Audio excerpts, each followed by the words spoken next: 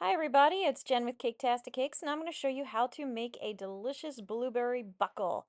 And this recipe comes from like the 60s, I think, maybe late 60s, but it's a very simple thing to make and it is very good. Excellent with coffee. Highly recommend. Let's do it. Okay, now to begin to make this blueberry buckle, I am going to cream together the Crisco, the sugar, and the egg. So I have 1 egg into my mixer. I've got 3/4 of a cup of sugar, already measured out, just granulated sugar. And I also have 3/4 of a cup of Crisco. This is an older recipe, so it's using Crisco instead of butter, which when it's all said and done, the taste is not going to be any different.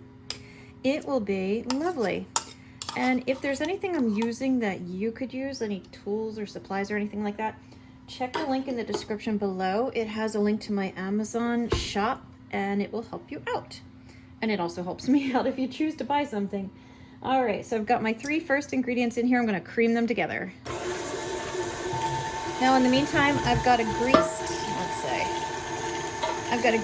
9-inch pan, and the oven is set to 375 degrees. So grease your pan, set your oven, and yeah, let it finish creaming. It's already mixed together. I don't know if you can hear it though.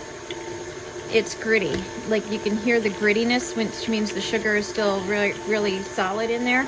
So I'm just gonna give it a couple minutes, as long as it doesn't overmix, to help the sugar dissolve, get a chance to dissolve.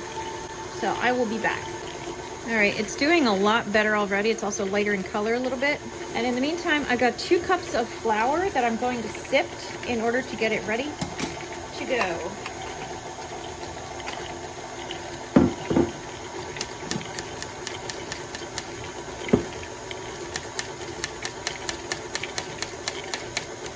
Raise this a little bit, make it a big lump in the middle.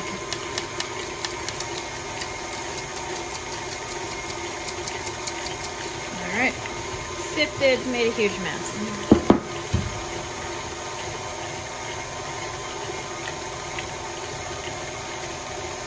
I'm gonna scrape this and then let it mix for just a few seconds and then add the rest of our ingredients. This does not take long, super easy, and so good.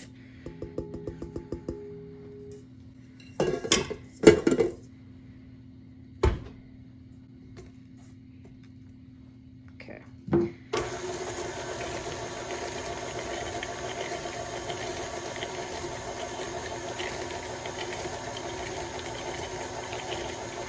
All right, so I've got 2 cups of flour here that I sifted. I have 2 teaspoons of baking powder that I just added to it. And I'm going to now work the flour and the milk. The milk is 1/2 cup of milk, 2 cups of flour, 2 teaspoons of baking powder, not soda. And I'm going to alternate back and forth, which if you do much baking, you're used to going back and forth with them. And the egg and the milk were brought to room temperature.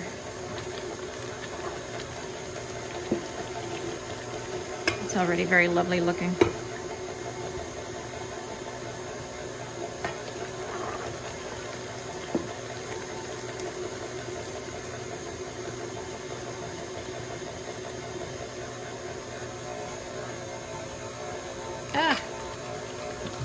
Getting to the bottom of the milk and spilling it down the side of the dish.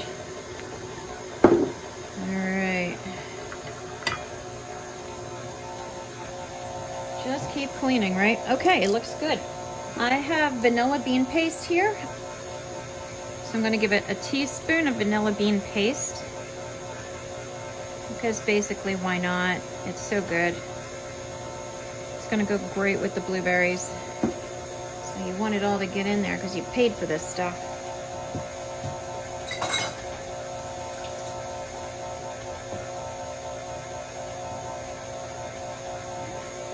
All right. I'm going to give it another scrape.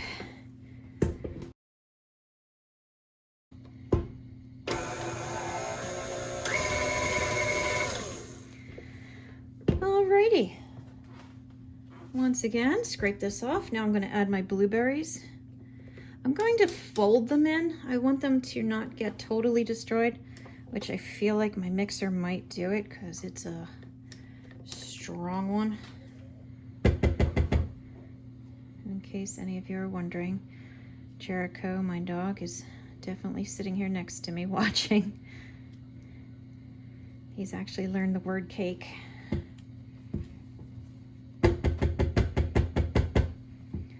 Right, boy? There he is. There's Jericho. He's such a good dog.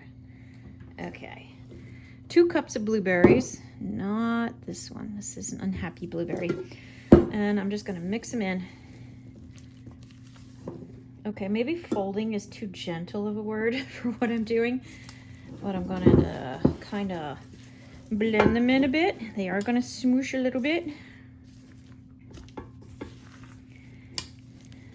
But mostly intact, if not actually escaping the bowl. Okay, good enough. Look at the size of these blueberries. Oh. Put it into your greased pan. It's gonna come out like a plop. So you're gonna have to spread it a bit. Okay, so that is in there. And we are actually not done. This is not ready to go in the oven yet because we're going to make a crumb topping for it. Just like you would for any other buckle, I guess. Are there other buckles? I feel like there must be. I don't feel like Blueberry owns the market in buckle desserts. And as I said, 9-inch pan, greased. And we're going to put some crumbs on, and then this cooks for a while. It's going to cook at 375 for about 45-50 minutes, depending on your oven and elevation and all that good stuff. Got the ingredients for the crumb topping. I have a, here it is. I've got a half a stick of softened butter. It's very soft, which is why it's all ugly and mangled. To that, I'm going to add half a cup of sugar, more of the granulated sugar. I'm going to add a cup of the flour. This is just all-purpose flour that I've been using, not sifted this time. And this right here, flour, sugar, and butter, is your basic recipe for any type of a crumb topping. And I'm going to only add a little bit of cinnamon to it. So maybe like, I don't know, half a teaspoon's worth. It's kind of a to taste type of thing. But I'm going to use my fork and start mixing it together. And this is going to create my crumbs. And if your butter is soft enough, it shouldn't take too long to do. Still is kind of annoying. It's not fun making crumbs. Totally worth it in the end when I get to eat them. But making them is not as fun as it could be. And all I'm doing to make these crumbs is I can feel the lumps of butter, and I'm smashing them with my fork against the side of the bowl, and then using the tip of my fork, just kind of stirring it around and fluffing and breaking up the wads I've found.